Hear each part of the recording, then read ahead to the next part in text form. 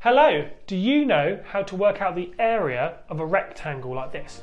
If you don't, that's great, because we're about to teach you. So this is actually very easy. It's exactly the same as a square.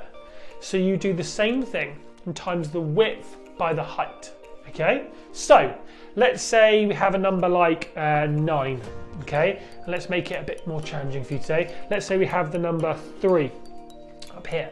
So all you would do is you would times, like the square, the width by the height. So what is 9 times 3? Okay, let's go that one.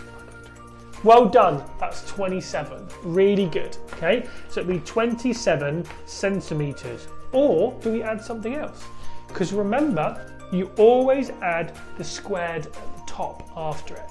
So the answer to this would be 27 centimetres squared.